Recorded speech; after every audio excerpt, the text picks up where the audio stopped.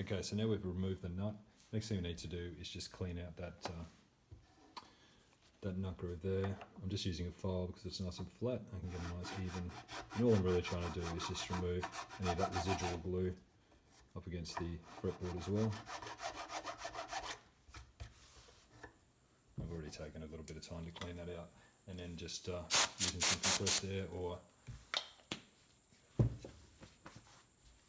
similar, just clean any dust away from that. I've also cleaned the nut. Now it's important that if you're replacing the nut, you need to match the nut width. This is a 42mm nut width, as we can see. So just make sure you replace it with the correct size or the correct width. And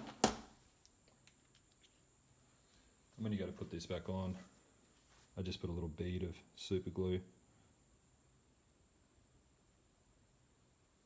Don't need to use too much.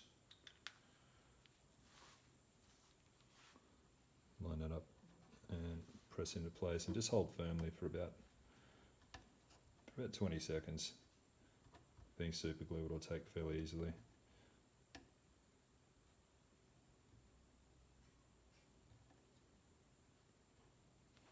And for now, I'd recommend just letting that sit for about 20 minutes and